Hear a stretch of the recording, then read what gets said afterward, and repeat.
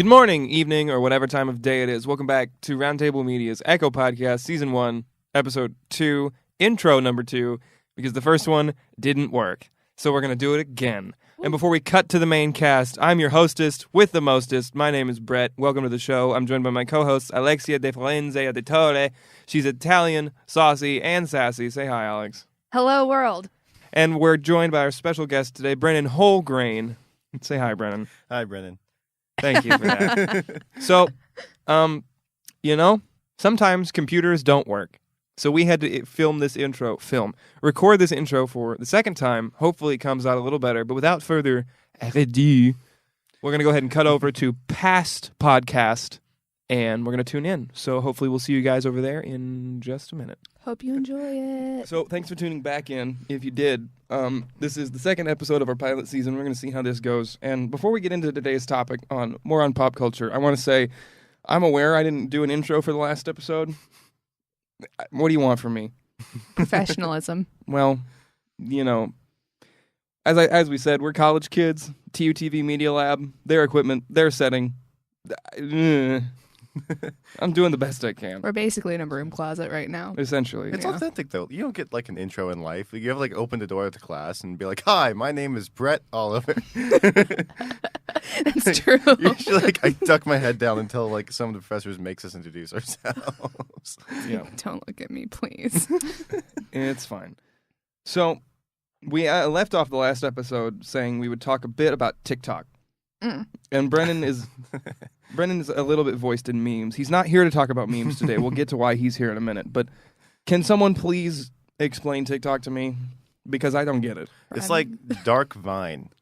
Dark Vine. Dark Vine? Yeah, you know what? Remember the Change of Heart Yu-Gi-Oh card? Yes. Mm-hmm. Okay. Vine is the angel side, and TikTok is the demon side. What makes it the demon side? Have you seen TikTok? Occasionally, it gets a little.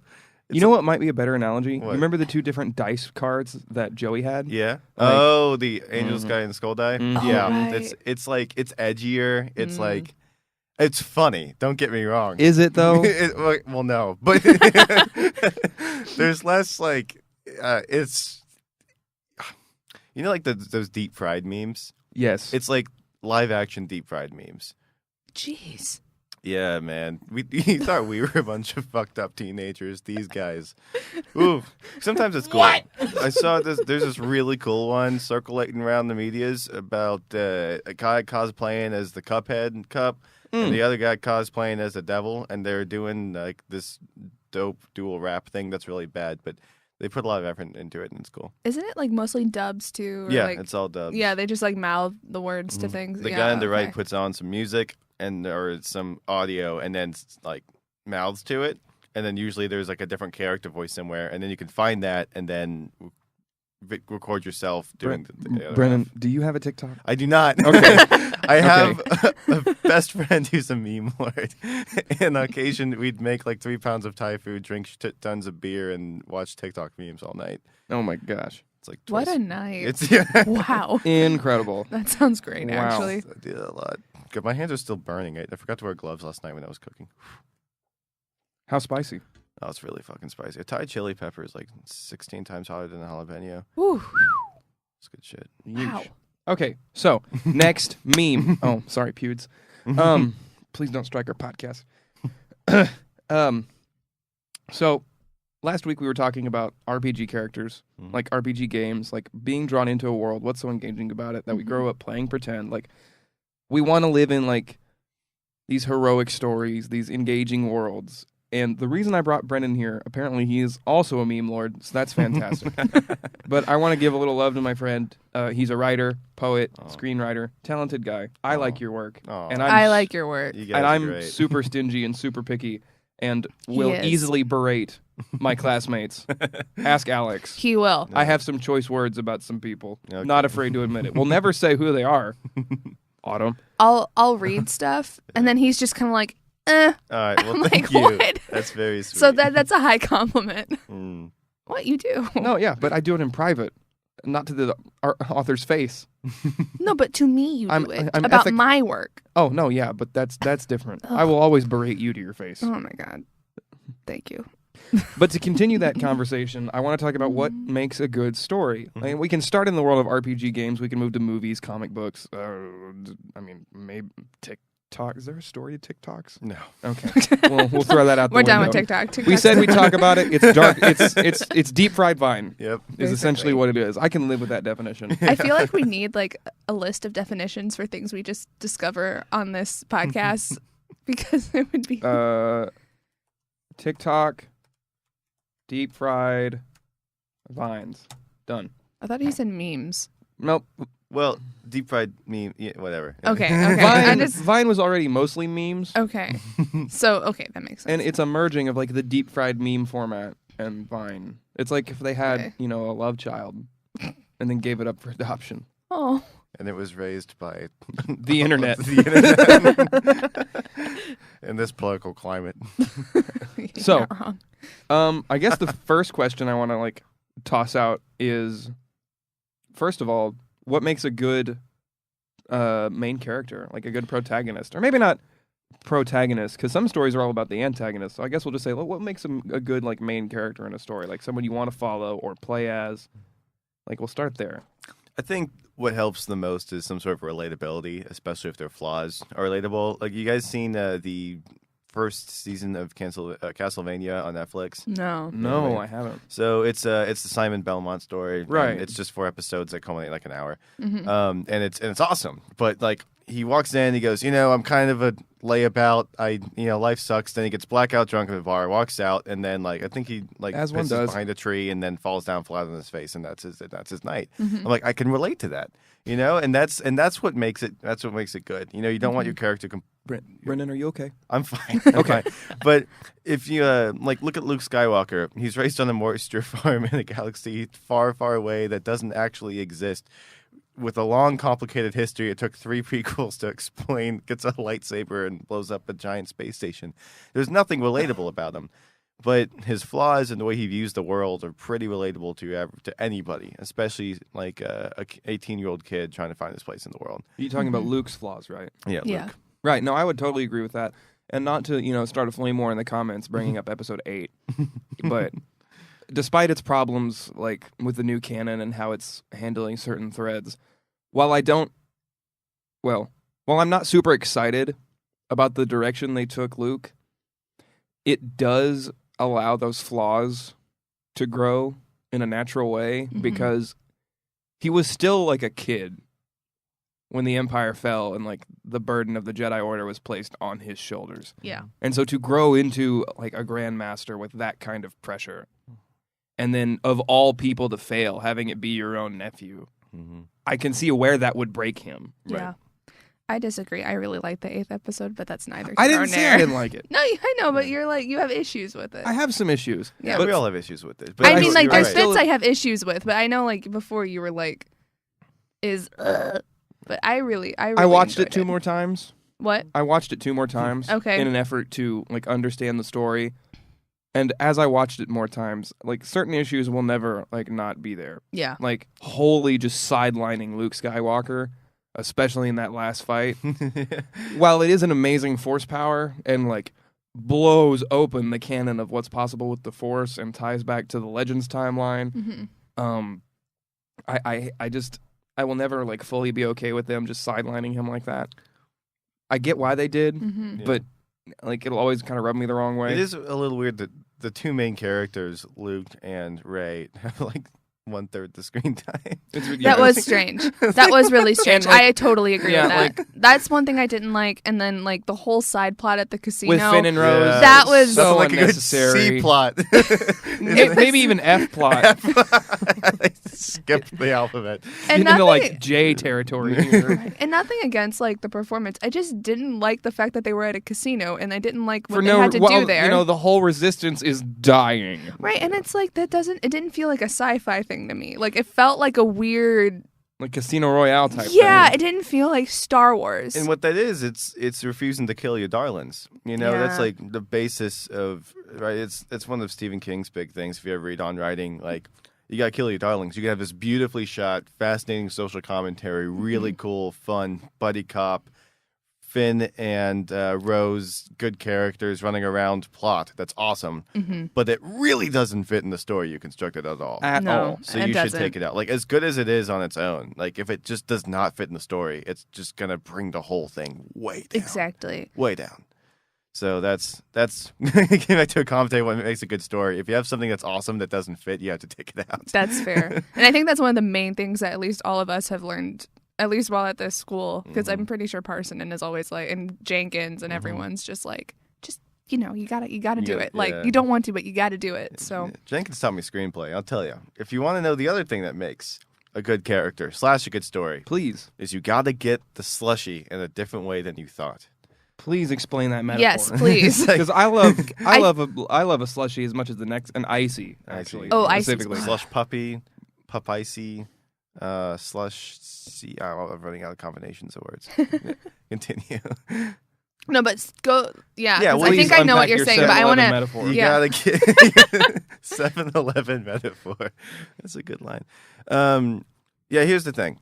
So you want a slushy, right? You want a Right. motherfucking slushy. Mhm. It's like 98 degrees outside. It's hot as balls, and you want something nice and fucking cold.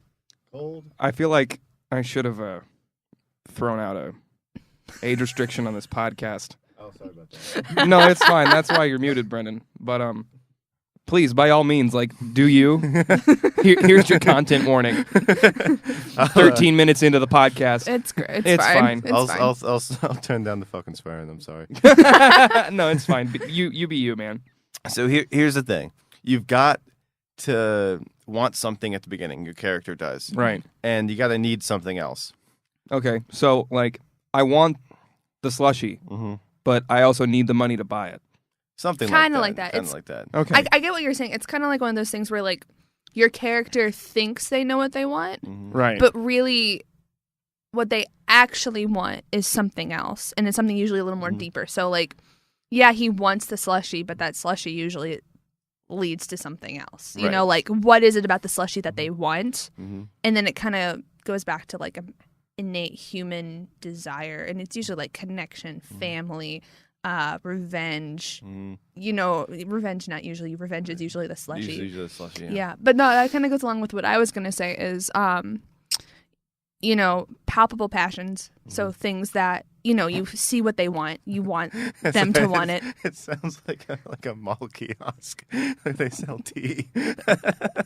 Palpable. Palpable passions. Brew it. But then also, Do it. Brew it. like, Blew it. but then kind of going to like what they need. Monka ass. What you were saying beforehand, their needs need to be things that we all relate to as well. So not necessarily also their flaws, especially, but also like I think everyone can relate to like wanting connection. Everyone can relate to like pain and like hurt and like those kind of really deep emotions. So like seeing these characters that want the same things you want and kind of seeing like them either get it or not in the end. It's like you kind of get connected to that journey that they take. It makes it really compelling. So if we're going to continue with like the slushy example, if you want something really cliche, that would definitely Go explain for it. what I'm talking about. A guy walks in to To a bar. 7-Eleven. To a bar. And he sees a kid who's crying because it's really hot outside. He's like, huh. And he walks in, he buys himself a slushy. He goes, yeah, he got the slushy. He gets what he wants. Right. Then he walks out, sees a kid crying, and again gives the slushy to the kid. What he wanted was a slushy. What he needed was to be compassionate, and then it becomes a better story because he gave up what he wanted. Really cliche, but No, you know who I immediately think of when you say that? huh. Tony Stark. Yeah, who? Iron Man. Is that like a Star Wars thing? Iron Man. But it's like I will jump across this table. Also, what is this? Is this called Round Table? round table. Round Table Media. Okay, it's a rectangle. Well, okay. Yeah, I know there's a this story. table is currently a There's a rectangle. story Hey, you behind pipe that. down over there. This is my podcast. But you don't tell the story right. What? I'm sorry, I can't hear you. Neither can they. Story right. Uh, You don't tell the story right. There's two of those buttons. I'm Fine, tell the story. I was just gonna say. So hold up, let me get situated. Yeah, you're unmuted now. You can get back on your mic. Last semester, Brett and I had 2 classes together back to back. Yep. And they were both in Oliphant on the first floor. So what we do in between the classes is we'd sit at this round table outside of the communications office or the media studies office. And so eventually, like, a group of people would sit down with us. It was like us, our friend Chris, and our friend Kaylee, all in this previous class we had. You know what? Side note, I really miss Chris. I know you do. I do too. Oh my gosh. Anyways, and so we, from that, declared that we were the Round Table Society because we sat at We the had round a charter. table. We kept minutes. Wow. Jokingly, all of course. We did an alignment chart for our class, including our professor. It was really great. And so that's where the name came from. Okay. Because then in the... Should I talk about the pilot season that we didn't air? You mean the secret season? The secret season. As long as you don't give away too much. By the way, 2 million followers, and I'll release the 1 episode of the secret season that I still have. Essentially, we filmed like 4 episodes with one of our friends from the round table. In an effort to like warm up for a project I had. Yeah. Gotcha. Yeah. And so that's why it's called Round Table Media, because One word on SoundCloud. one word on. Gotcha. Follow us. It may have been a typo. Please follow, like, share. That is cool. Also on Instagram at Brett Oliver. But we can go back on topic now to storytelling, can't we? Now that we've done our wish plug. I knew how to. On social Instagram media. at Zack Attack. And do you have an Instagram, Brennan? No, I think someone made an Instagram for me when I was like 17. I made in Facebook once for orientation week and still don't know the login information. I do have a Snapchat, but I only use it to snap. I'm not a big story person. Oh, Snapchat story person. Yeah, no, I don't really use social media at all. What about your 9gag account? Can they follow you there? My what? Your 9gag account? What? At Brennan Holgrain. It's a real thing, totally. What's Go follow it. 9gag? I don't know. It's an obscure website. I don't even let's go. I don't know. I have a computer right here. 9gag. We're so off topic. That's I good. might- So I'm gonna get like secondhand computer viruses. Where were we? Staying too close. Talking about The slushy. The slushy. slushy. Yeah. Yeah. And speaking of alignment charts, that's the best thing about the good. That's the basis for a character, and then what makes a good story, the basis of it. Also, there's other cool stuff in it, plot, quest, whatever. But what makes a good story beyond that is having a bunch of characters and each one wanting something different, and then their wants sometimes allying with others, usually stepping over each other. Yeah. And that's what Game of Thrones is, and what makes it so good is they have so much film time that they can have each character gets like a 6-7 movies to themselves to explain to total up, and then each one wants something which steps over somebody else, which steps on somebody else, and it's just they're all fighting with each other. It's compelling. Yeah. What is that? I pulled up 9gag, and the first thing that shows up is Oh, near just. I'm not watching. oh man. I'm not watching that. Yeah. Oh, Okay. it's called 9gag. What was you expecting? PBS? Like, Well, it gets advertised along sites like Reddit and Twitter and Google Plus. So I thought, oh, it's just another like meme dump site. Nope. Oh God, I need to hold on. I have a theory that society is going to become a meme dump site.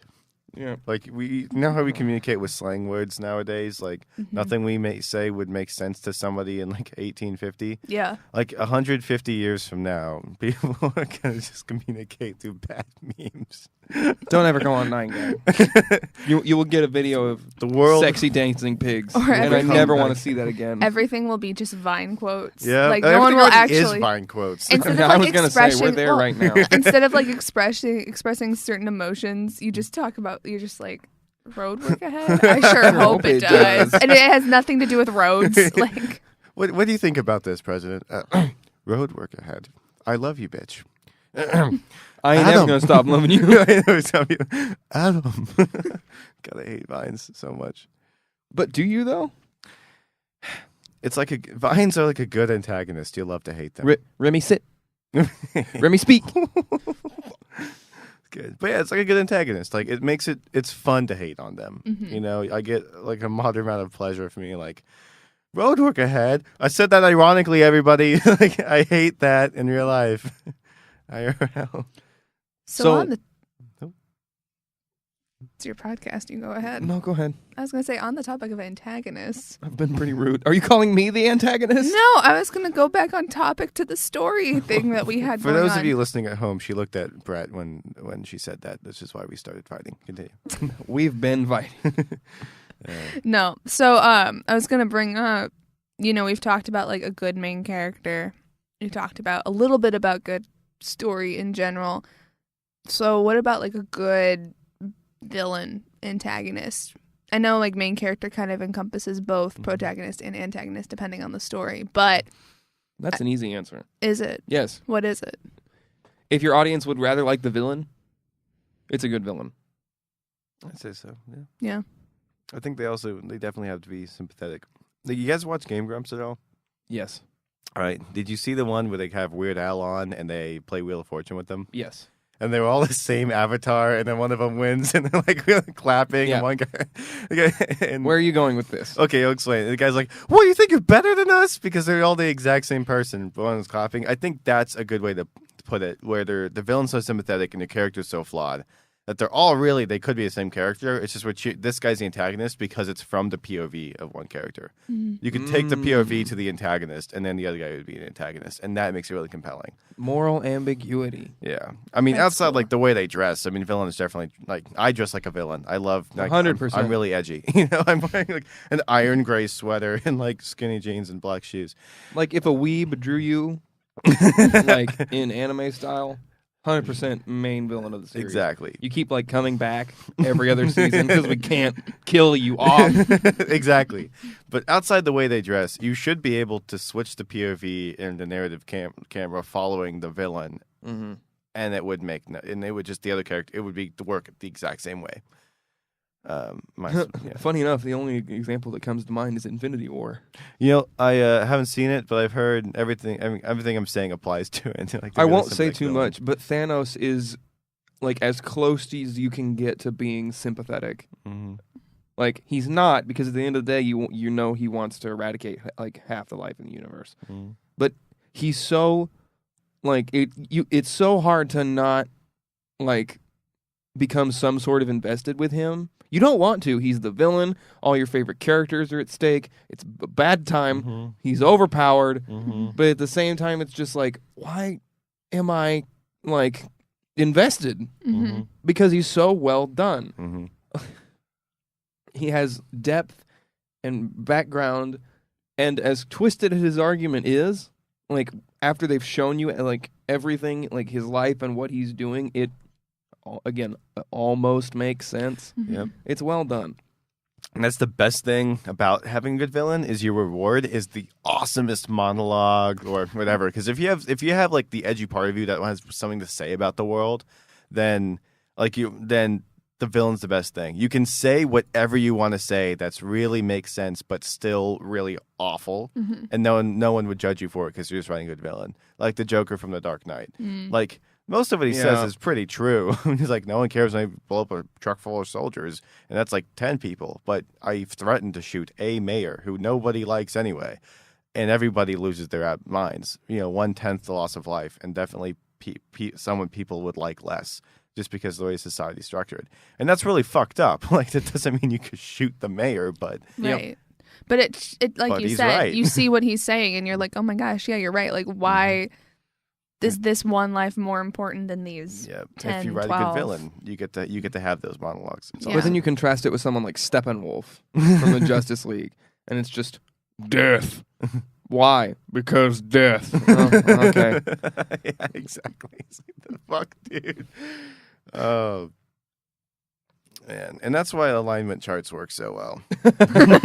What was I? Was I chaotic good? Yeah, you were chaotic good. Yeah, and I accurate. was lawful good? Lawful neutral.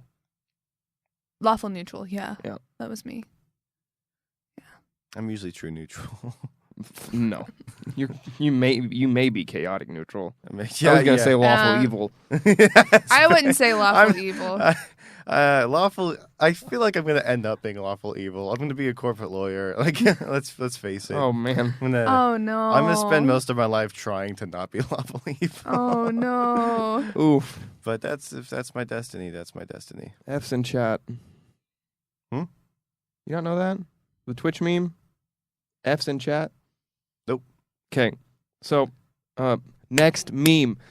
So, in Call of Duty Advanced Warfare, You already lost me. one of your friends No, right. one of your Like, friends dies tragically, fellow soldier. And so you go up to his casket, and the prompt on screen is press F to pay respects. Yeah, I do. And the internet took that by storm. It's so tone deaf. It really is. what the fuck? Like, oh, if I were a professor and I were doing a class over how video games disassociate people from the weight of their actions because everything's simulated, that would be my master's thesis. Writes entire paper on press F to pay respects. No, seriously, like that is insane. Like how it's gone that far. Oh my gosh. It's real bad.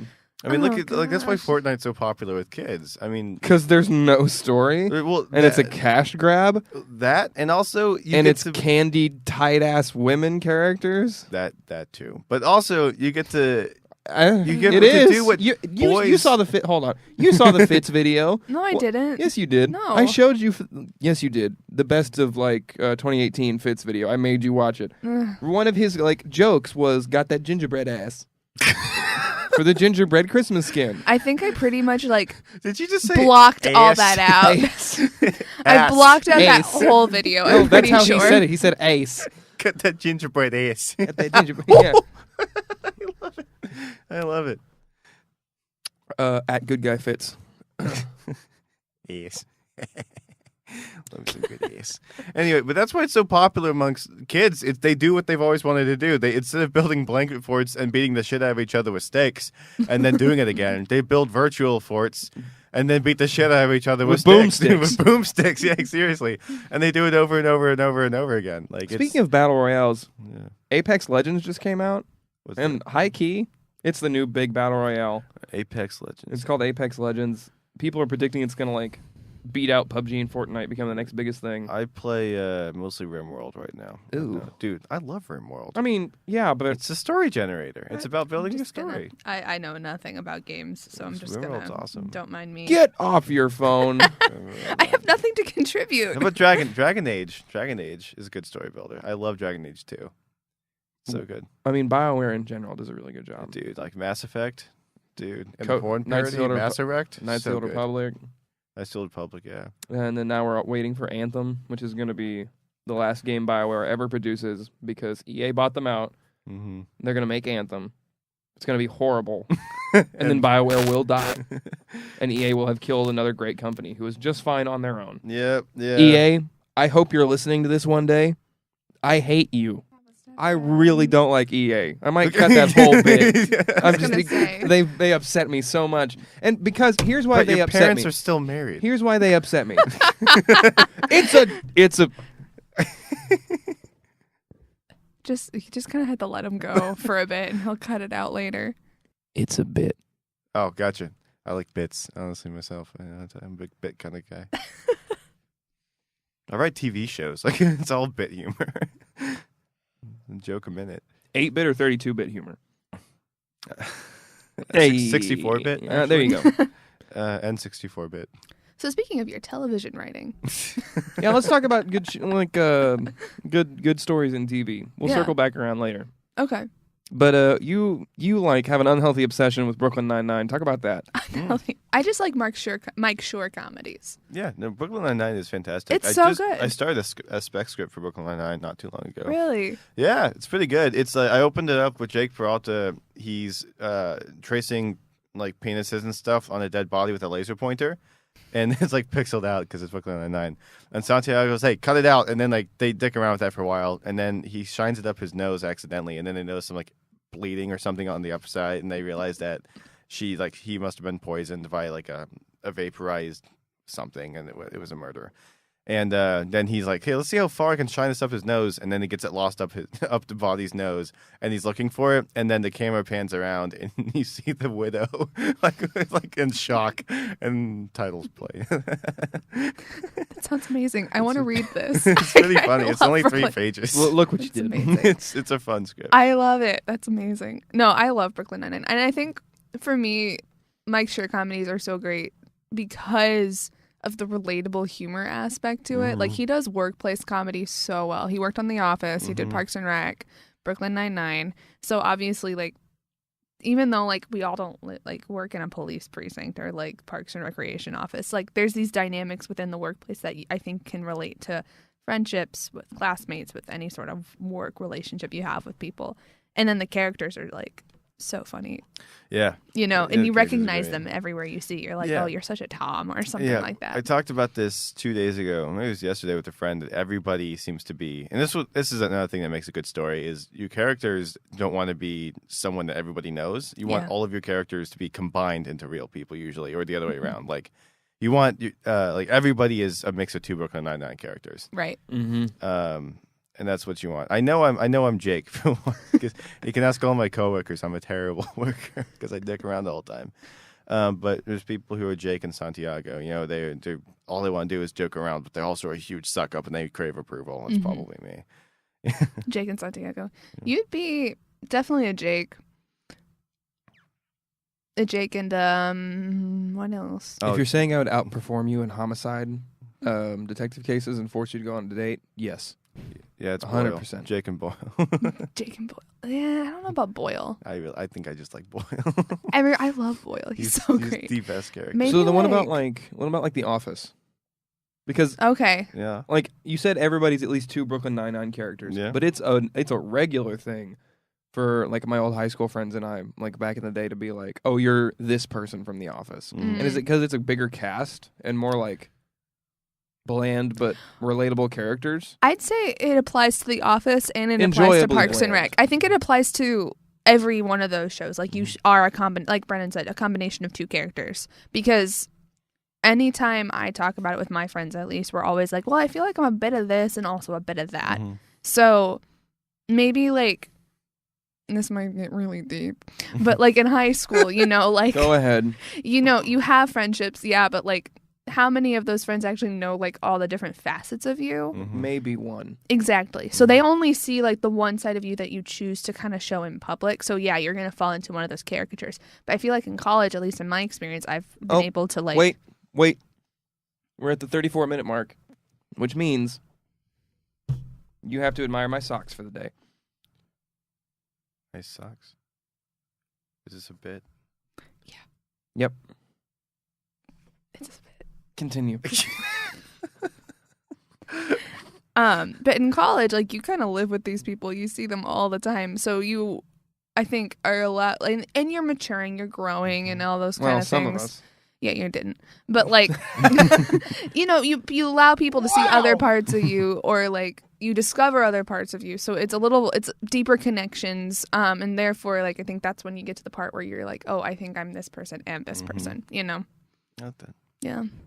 Cause like, I feel like in terms of Parks and Rec, like a part of me is very much Leslie Knope. Like that's like the school side of me. That's the TUTV director side of me. Like on top of it, doing all the stuff, super enthusiastic. Shameless plug. Shameless plug. You already plugged it. And then I think there's another side of me that's more like, my best friend says it's like Ann Perkins, Mm-hmm. you know, just kind of chill, like Mhm. goes with the flow, like, you know, just like more lax about things. So it just depends. Mm. I can be. I know you don't believe me. But What percentage fat Pratt am I? That's a good half, I would say. Everybody has a fat Pratt number. There you go. You're not wrong. It's like An FP number. I'd say What's your you're- FP at today? like a bad BuzzFeed quiz. What your gosh. FP number is based off your favorite Disney character and dessert. Jeez. Aladdin and a chocolate cake. Oh, dude. That's a 54, Jim. Aladdin's definitely my favorite Disney character going Let's up. talk about Yeah. Disney then. We'll just Oh, I'm so ready. shamelessly Let's go. segue. Why Let's go. is Disney so captivating just because it's like the fairy tale brought to life and overly lovable characters and a great soundtrack and very clear, like, cut villains. And because you can sing along, and as a child, you feel so disenfranchised because your parents don't understand you, and school is hard, you don't have any friends, but then you turn on The Lion King, and, like, Simba's disenfranchised and doesn't have any friends, and his dad's maybe not that, but his friends are also losers, and then he does find love, and then I still can't get over that scene. Okay, I'm going to spoil this for everyone listening. The scene between Simba and Nala is straight up just way dirtier than anyone ever thought it was. And as a 21-year-old with his mind in the gutter, I can't unsee it. I haven't seen that scene in like. Keep talking. Okay. I got you. But going off of like the whole Disney thing, I think it's interesting how our generation, as we've grown older, has identified a lot with the villains Mm-hmm. and those shows, and like love the villains. Did. Oh, I'm 100% Scar. You're not Scar. Yes, I am. No, you're not. Yes, I have. You've never seen me mad. You're not Scar. Not that mad. Anyways. I usually I find myself routinely. I never identify with the main character. When there's like a cast of characters, I usually identify with the BFF, the right hand man. I was gonna say, okay, fine, I'm Timon. And the villain, right? Exactly. Yeah. So like what is this shit?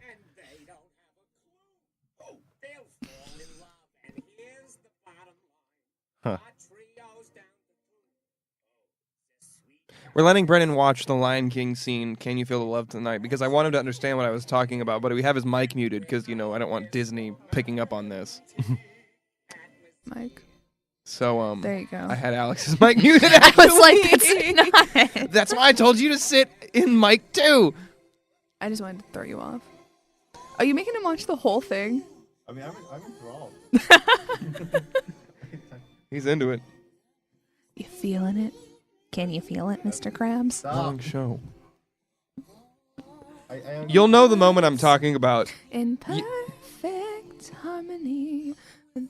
A person may have given you this look in your life. I know I've gotten it. All right, let's. So many things to tell her. Do you mind? But how to make her see the truth about my past. Impossible. He's holding back. He's hiding. I thought she was done. So how are you, audience? Let me talk directly to you for a minute. You guys doing okay? I hope your day's going well. I hope if you have tests coming up in this first quarter of the semester that they're going to go well. I hope that if you're dealing with a bully at school, that you take the high road and you realize that, they're only bullying you because they get bullied. You're actually a fantastic person. You're a great person if you listen to this podcast. You're an amazing person if you follow. And if you like, I will personally bake and send you a cookie. One day. Maybe. We'll find out. There it is. There's the moment right there. We can stop now. Okay, we can stop now. I only wish we were recording the video of this because I would love for everyone to have seen Brennan's face as he had that revelation of, oh, wow. I always thought lions did doggy style though. All right, Not maybe we're these going to tone lions. things down a little bit. Like anatomically. Anyways, so Disney storytelling. Back on track. Part of the great appeal of this podcast is it just, can derail purposely. It's fine. Is it? Yeah, Is it we have 5 minutes. Okay. Disney, man. Disney, man. Disney. My favorite show is still Yu-Gi-Oh! To be honest. Cool. I did watch that. That was like one of the 2 shows I watched as a kid. That wasn't like PBS shows. Wait, really? Yeah. Oh, that's all I had. Wait, you watched Yu-Gi-Oh? Yes. Yeah. My favorite fictional character of all time is still Joey Wheeler. You are Joey Wheeler. Hey, I'm Joey Wheeler. I got a bad Brooklyn accent. I'm a loyal friend. I got bad It's hair. time for you to hit the bricks.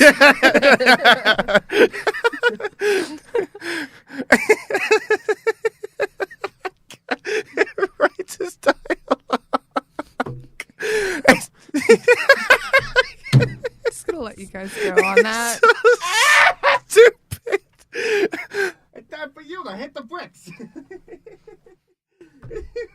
Hey! Hey! You did not I did. reach across this table and mute my podcast. Not even round. I muted both of you. You know what? It's time for you to hit the bricks. Yeah, it's time for you to hit the bricks. For me. Okay, bye. Oh God, he writes those lines. Just goofing. His name was Joey Wheeler. Hey, my name's Joey. Wait, why am I Australian? Wait a minute. That's a different thing. Oh boy. Australians, man. You guys see the girl on The Bachelor who faked an Australian accent? Yes, I I did. was like, oh shit! But like the cool thing about it was people were like, oh, I'm judging her, and I'm like, it's just a manifestation of what they all do. How much of The Bachelor is real? How much of their personalities are real? Not at all. How much of The Bachelor is real? Like none of Not. it's real anyway. Like, maybe 2%. no, seriously. My like milk. favorite though was the girl who dressed up as a sloth. Because she wants to take it slow. Was my favorite. Hey, Colton. I hear you wanna take it slow. I was like, I've never related more to a contestant. I am very happy I have a chiropractic appointment today because I am physically cringing. Oh, it was fantastic. My she was like, spine is compressing. she was one of the first to leave, and there was this article about how like no, the Bachelor Colton didn't deserve her. Like she's too precious of a gem, and I was like, accurate. I don't know I if know. I like. I at one time I'm like, that's funny. At the other time I'm like, why are we making fun of people for being virgins? Like, I don't. Well, the whole thing is like because It's you're so less of a ridiculous. person. That's it's so why. ridiculous how like You're not actually less no. of a So I person. listened. I watched the first like 45 minutes. Mm-hmm. Then I couldn't watch it anymore because I don't watch The Bachelor. It was just like to see. They mentioned the fact that he was a virgin like 30 times. Yeah. We kept know a what? You we know what? kept a tally, and Since it's we're- ridiculous. Hey, you know what? Since we're talking about it, what makes a good love story? Ooh. Okay. This. Be quick. Okay. Good love story in 5 seconds or less. I swear to God, if you say what I think you're gonna say, No, I'm not. The people need to have something deeper other than just romantic attraction. You guys all know those cliches, but they need to find it out together through a lot of hard work and fucking it up along the way. A good love story has people falling in love because they work well together and not because they meet in a fun way or they have personalities that work well together. Like Yeah. life So- puts them together and they work through it. what you're saying is a good love story is where both people end up needing the same slushie.